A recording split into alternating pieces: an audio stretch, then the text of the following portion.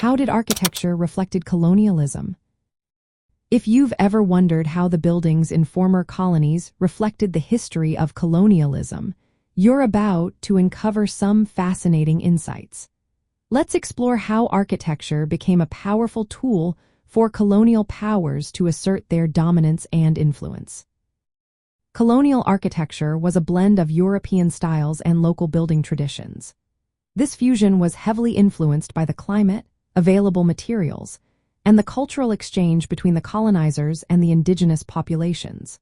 For instance, in tropical and subtropical regions, colonial buildings often featured verandas, porches, and arcades to provide shaded outdoor spaces and combat the heat and humidity. One of the key features of colonial architecture was the emphasis on symmetry and proportion, inspired by classical European architecture.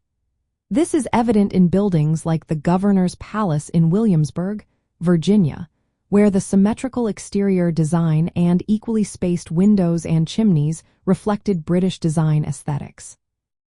The use of local materials was another significant aspect. In the Caribbean, buildings were constructed from coral stone, while in Africa, mud, brick, and thatch were commonly used. This adaptation to local materials made colonial buildings more climate-appropriate and sustainable. Colonial powers also built grand palaces, fortresses, and military barracks to assert their authority.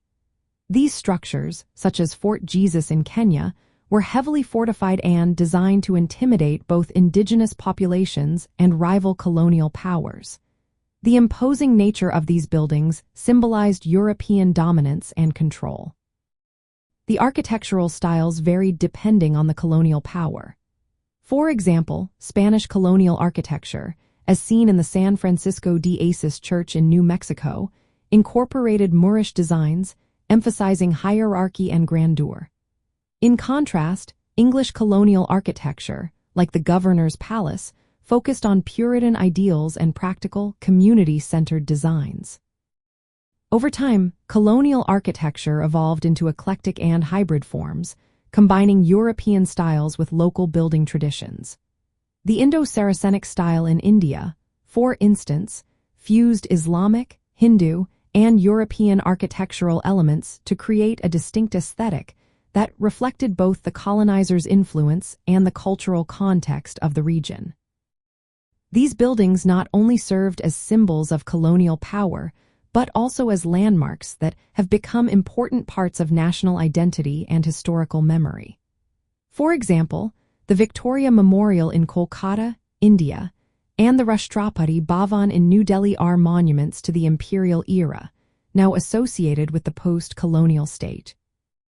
However, colonial architecture has also faced criticism for its association with exploitation, racial hierarchy, and colonial rule.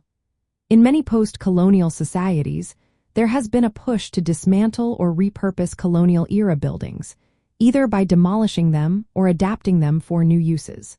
This reflects the complex and often contentious legacy of colonialism.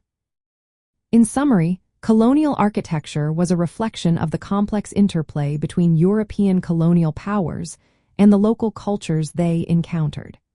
It was characterized by the adaptation of European designs to local climates, the use of local materials, and the creation of grand, imposing structures that symbolized colonial dominance.